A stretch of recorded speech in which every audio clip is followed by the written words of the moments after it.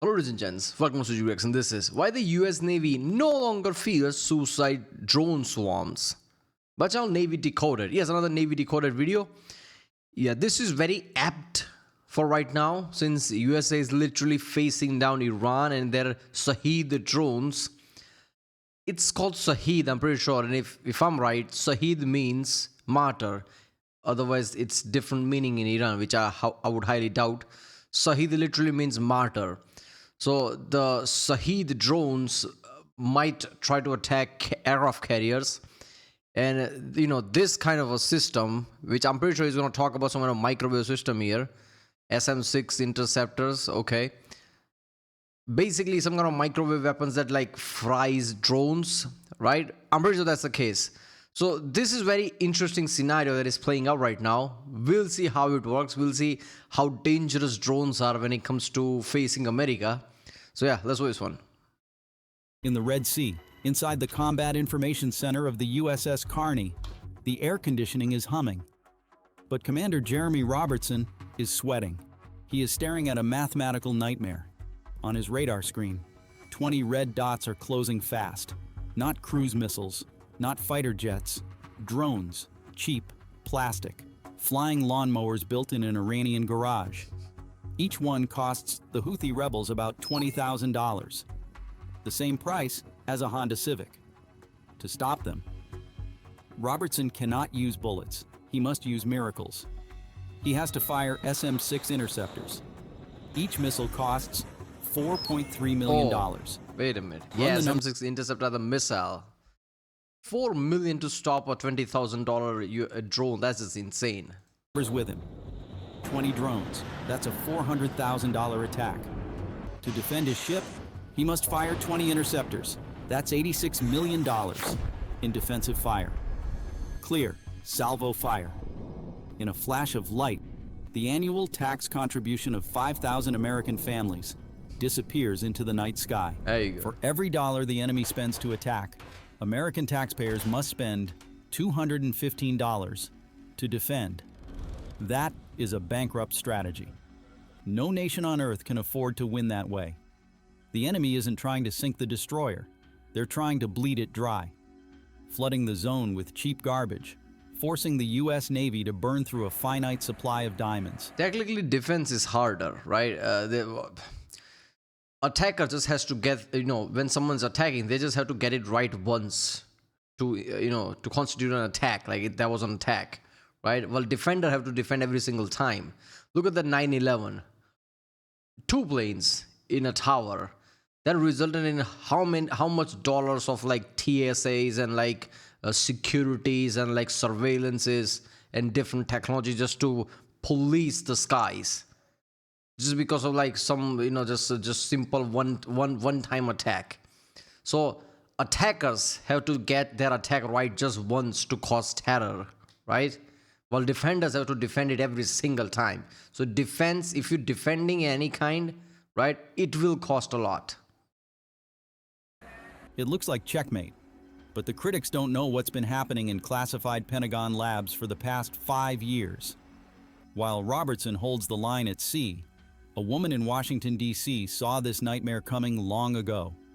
Vice Admiral Seiko Okano, the brain behind integrated warfare systems.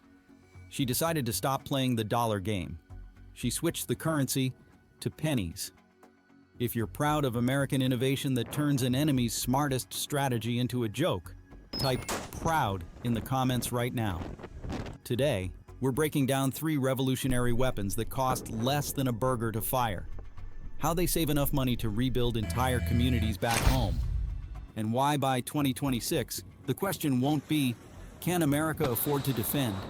It'll be, can the enemy afford to attack? Let's start with the word that scares destroyer captains more than torpedo. Winchester. Robertson knows that word intimately. Naval aviators borrowed it from Air Force fighter pilots. It's the radio call that means your guns are empty. Your missiles are gone. You're out of ammunition. For a destroyer captain, hearing Winchester doesn't just mean the fight is over. It means abandoning your post because of one brutal physical reality. The vertical launch system on an Arleigh Burke-class destroyer holds exactly 96 missiles. Not 97, not 100. Each cell is a concrete tube, 25 feet deep, built into the ship's structure during construction. You can't add more cells. You can't 3D print missiles at sea. You can't bolt on extra tubes when the swarm hits. Once those 96 cells are empty, a $2 billion warship becomes a $2 billion paperweight. USS Carney knows this math intimately. During Robertson's 2023 to 2024... I don't understand that. You have CVs, right? Can that attack an incoming drone? Just, you know, some also has Helios system, but then again, it's just one or two Arleigh destroyer that has that. But they'll probably integrate to all of them soon. But yeah, you have CVs, you have like other small launchers around it. You don't really just have to rely on just SM-6 big-ass missile, right? CVs can defend, right? I don't know if it gets close enough. I don't understand this. For deployment to the Red Sea, the ship faced over 50 separate Houthi attacks, drones, anti-ship missiles, coordinated swarms. The crew fired more than 40 interceptors defending themselves and nearby commercial shipping. 40 missiles gone, 56 remaining, barely half the magazine. Robertson feels sweat trickle down his temple in the air-conditioned CIC. Every time he authorizes another launch, the countdown continues. 55 left, 54, 53. Here's what keeps destroyer commanders awake at night. When the VLS runs low, there's only one option.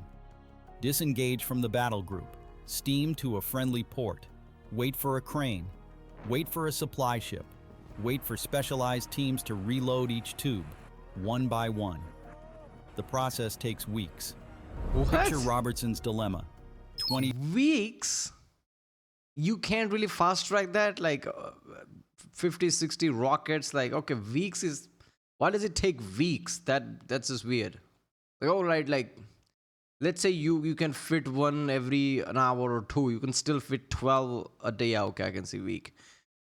Is it that slow? So can't you have multiple cranes? I don't know. red dots on the radar, each one a potential threat. Fire too many interceptors now. Risk Winchester before relief arrives. Fire too few. Risk a leaker penetrating the defenses and hitting a civilian tanker. Or worse, hitting the carrier he's supposed to protect. The stress is paralyzing. Every launch is a tactical decision, and a logistics nightmare wrapped into one impossible choice. Veteran destroyer commanders have described it as playing poker, when you can see the enemy's cards. But your chips are running out. You know what's coming. You just don't know if you have enough bullets to stop it.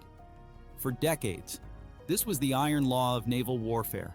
Finite magazine, finite protection, run dry, go home. But 3 years earlier, in a Pentagon briefing room, Vice Admiral O'Connell was already solving Robertson's nightmare. TRAM, Transferable Rearming Mechanism. This was O'Connor's first move. Not a weapon, a logistics solution, engineering grit at its finest. To O'Connor, the challenge wasn't just logistical, it was a physics nightmare. She often described the problem to her engineers with a brutal analogy. It is like trying to thread a needle while riding a roller coaster. Now imagine that needle is a 2-ton explosive missile, and the roller coaster is a destroyer pitching in 10-foot waves. That's TRAM. Here's how it works. A supply ship pulls alongside the destroyer while both vessels are underway at sea. Both ships moving at 15 knots, both rolling in ocean swells. A specialized crane extends from the supply ship across the gap between the hulls. Missiles transfer directly from the supply ship's hold into the destroyer's VLS cells, cell by cell, tube by tube. No port, no pier, no crane infrastructure. Just two ships, moving together in the middle of the ocean, rearming while the battle group continues its mission. The first time Robertson watched a TRAM reload, he stood on the bridge wing as a 3,000-pound SM-6 swung across open water on a cable. The ships rose and fell on different wave cycles. The crane operator had to time the release perfectly. 1 second too early, the missile crashes into the deck. 1 second too late. This is I don't know. Like, isn't there any better way of doing this? This was like literally just bring a crane and put it one by one where people actually guided this big ass missile. Like, yeah, a million things can go wrong, man. It swings back and collides with the supply ship, threading the needle on a roller coaster. But it worked. The missile slid into the VLS cell, lock engaged. The crane swung back for the next round. The destroyer that fired 40 missiles yesterday can reload 40 missiles today, without breaking formation, without abandoning station, without leaving the carrier group exposed. For the first time in naval history. Alright, so with one crane you can reload it fast enough. Alright, so when he said week, he meant that's the time it takes to go to the port, reload, and come back. That makes sense. I'm like, fucking hell, a week in crane? How hard can it be to reload? Like, it's that long how it takes? Come on. But yeah, you can do it in a day if you have a crane there. Winchester doesn't mean retreat. TRAM eliminates the weeks-long port return. It keeps ships in the fight. But back in Washington, Okano knew TRAM wasn't enough. She stood in front of a cost projection slide that made admirals wince. Even with at-sea rearming, the economics still favored the enemy. A destroyer could reload faster, stay in the fight longer, but every engagement still burned millions of dollars to stop thousands of dollars worth of threats. She looked at the cost projection slides and realized the uncomfortable truth that everyone else was ignoring. Using TRAM solved the movement problem, but it didn't solve the money problem. In her view, the Navy was essentially using a crane to reload gold bars, just to throw them at garbage cans. TRAM solved the logistics problem. It didn't solve the cost problem. That required changing the ammunition itself. Okano had been working on that solution for 3 years. Robertson didn't have the luxury of this technology on the Carney. He had to fight the hard way, with grit, limited ammo, and high stress. But 8,000 miles away in the Pacific, on the USS Preble, the Navy is proving the weapon that Robertson wished he had. The weapons officer on the Preble sits at an upgraded console. His screen shows a different solution. A button labeled Helios, high-energy laser with integrated I knew I heard that name. Oh, okay. So this is Helios weapon. So this video is about Helios. I mean, yeah, just use Helios, right? Like just refit all of them. But how many can Helios target at once? Right? It's a laser. It should be faster, right? I don't know. Dazzler and surveillance. He's trained on this system for 6 months under Okano's accelerated deployment program, but he's never fired it in combat, until now. His finger hovers over the button. He presses it. Hollywood lied to you. Real lasers are scary because they are boring. No muzzle flash, no recoil, no smoke, no tracer rounds arcing toward the enemy. Just invisible infrared light, focused into a beam narrower than a pencil, traveling at 186,000 miles per second. The drone never sees it coming. The Houthi operator watching his video feed never gets a warning. The targeting computer locks the laser onto the drone's center mass. Helios fires. A 60-kilowatt beam converges on a spot smaller than a quarter. In less than 1 second, that spot heats to over 2,000 60,000 watts in one spot. Imagine that level of energy. degrees Fahrenheit. Plastic melts. Carbon fiber softens. Aluminum begins to glow. The drone's sensor dome, made of cheap acrylic, cracks from thermal stress. The camera lens inside warps. Light-sensitive chips overheat and short-circuit. Within 3 seconds, the drone is functionally blind. But Helios doesn't stop there. The beam stays locked on target. 4 seconds. 5. The drone's cheap plastic propeller blades start to deform from the heat. 6 seconds. The motor housing begins to melt. I don't know, man. It takes 6 seconds to properly attack a drone. So how is one Helios is gonna target multiple drones at once? 7 seconds. Control surfaces warp. The drone doesn't explode. There's no fireball, no debris cloud. It simply stops responding to commands. The propeller keeps spinning for a moment, driven by momentum. Then the drone noses down, pitches forward, and falls like a bird with clipped wings, tumbling toward the ocean below. The weapons officer watches it drop on his infrared camera. No missile contrail streaking behind it, no explosion on water impact, just a small splash in the dark sea. The diesel fuel burned to generate that 7-second laser shot cost 87 cents.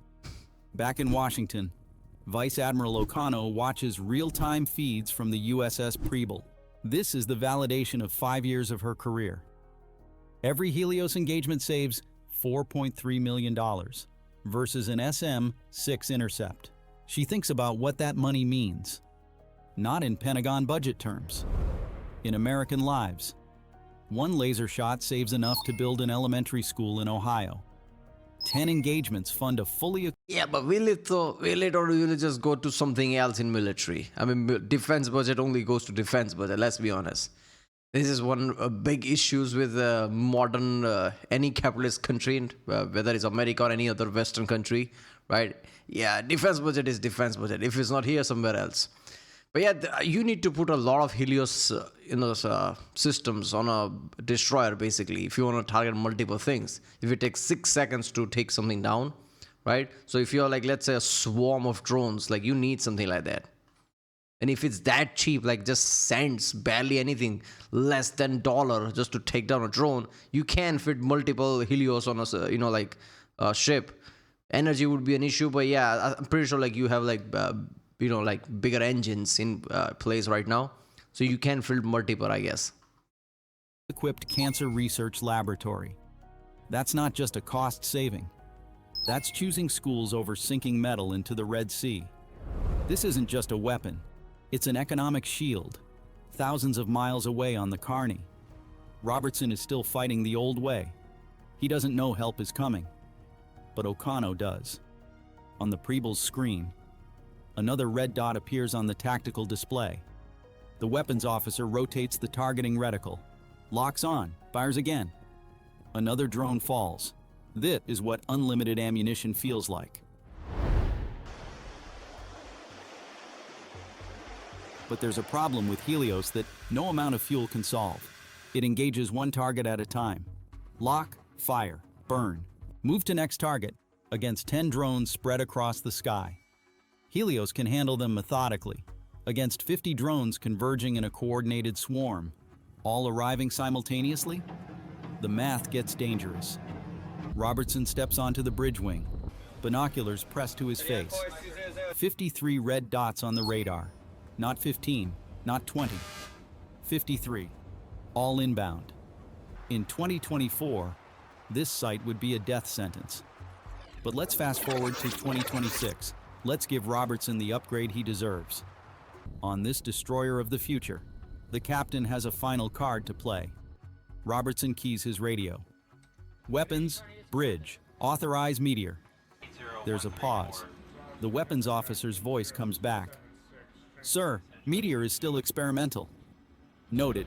Fire when ready. This is O'Connor's final gift to the fleet. Project Meteor. High-power microwave. In our 2026 scenario, this is the weapon that changes everything. And Robertson is about to find out if O'Connor's gamble pays off. If Helios is a sniper rifle, Meteor is a shotgun. A very large, very angry shotgun pointed at the sky.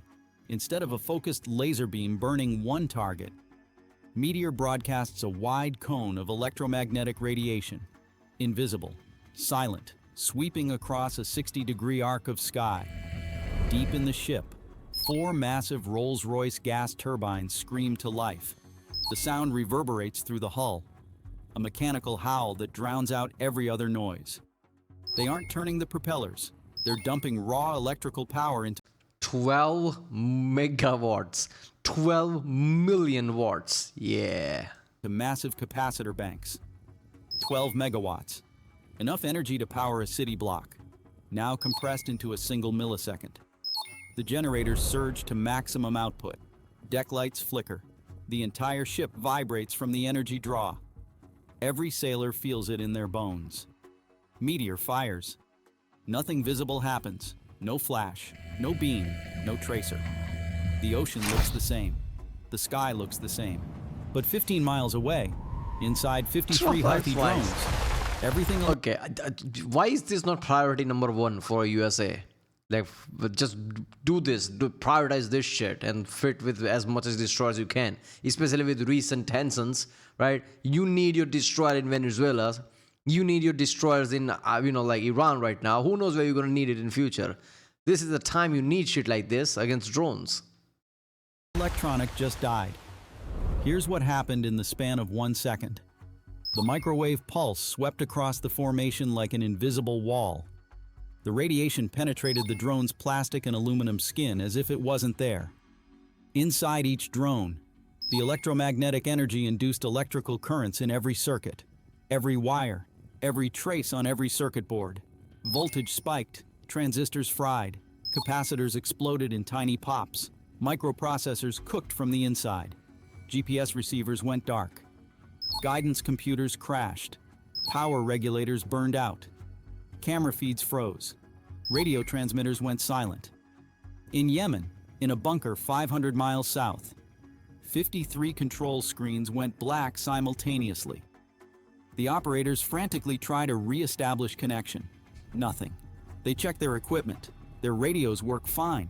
Their computers are functioning. But every single drone just vanished from their displays.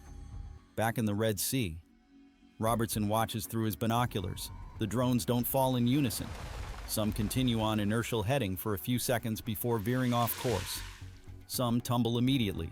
Some spiral slowly, like cutting the strings of 53 puppets. They drift apart and fall. Within 30 seconds, 53 small splashes appear across a 2-mile radius. Robertson takes a breath. The radar is clear. The silence returns to the CIC. For the first time in history, a U.S. warship just defeated a mass swarm without firing a single bullet.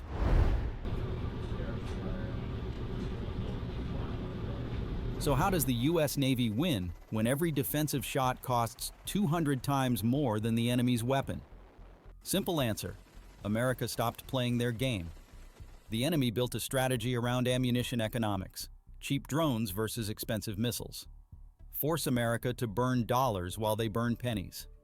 Deplete the magazine. Yeah, I think that's just the cherry on top of the cake. That's what it is. I don't think they started down saying, "Oh, we're gonna make sure that whoever fights us, America, is gonna be bankrupt fighting us." No, I think they didn't have enough money to have a million different things. So they're like, "Yeah, drones are cheap. Well, let's build that, so we can have bulk of the drones." Right? Same thing they did with the ballistic missile. Rather than spending anything else, let's do as much as ballistic missile we can do. So they just, like Shahed drones, ballistic missiles, things like that. So obviously, like if you create something cheap, a genius can also create an answer to that, which is also cheap. There's a reason these drones are cheap. A microwave burst like that can fry them. There you go. Force the retreat. But America didn't build better ammunition. We built weapons that don't use ammunition. TRAM keeps ships in the fight. Helios burns targets for the price of a coffee. Meteor sweeps the sky for the cost of running the generators. And all of it runs on electricity from engines that were already turning anyway. The enemy counted on Winchester. They counted on finite magazines and weeks-long port returns. What they didn't count on was Vice Admiral O'Connor asking a different question 5 years ago. Not, how do we make cheaper missiles? But, how do we stop using missiles altogether? By 2026, the question won't be, can America afford to defend itself? It will be, can the enemy afford to attack us? Because we have infinite ammunition, and they don't have infinite drones. By 2027, every new destroyer leaves the shipyard with Helios already installed. By 2028, the Navy's directed energy roadmap includes weapons we haven't even announced yet: railguns, solid-state lasers, systems that make Meteor look like a prototype. That destroyer in the Red Sea? In the very near future. Commanders like Robertson won't count VLS cells before authorizing engagement anymore. The weapons officer won't hesitate when the radar lights up. They will fire. The threats will fall. The magazine will stay full. The mission continues. And back home, the money we're not burning in the Red Sea builds the schools, funds the hospitals, and advances the research that makes America stronger. If you believe in peace through superior firepower, hit that like button and subscribe. We break down the engineering and strategy that keeps America's military ahead of. Yeah, all right. This is so true, man. Like, you can really create an infinite amount of power if you really like future plan this, because you already have nuclear reactors which you can kind of like figure out how to put in your destroyers and put weapons that uses electricity like that, like, you know, Meteor, Helios. I'm pretty sure, like, I've watched many videos about like other technology the US are already working on, which is in experimental phases. So level of shit you can do, yeah. So next 10 years or so, you'll have technology that you don't have to worry about kinetic anymore. You have laser weapons, which basically is this, right? Microwave weapon, laser weapons. So yeah, I don't know if like that is, you know, you still have a Helios destroyer, right? Which is in Venezuela. You could put that in Iran right now, right?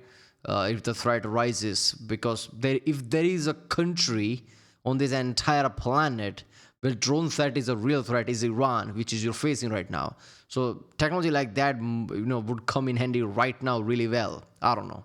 To me, it feels like they probably already did that, right? I think the, you know, the Helios one is already going to Iran. It must be, because if you're gathering this many destroyers, this many aircraft carriers, you might as well put Helios there. Okay, if the swarm comes, we probably won't have Meteor yet, but at least you would have Helios. So if swarm doesn't come one by one, at least you don't have to waste your missiles. Yeah, this, if this conflict does happen, it's going to be interesting how drone warfare is used. Right, well, if you like my Alexander Fly, subscribe, and I'll see you next time.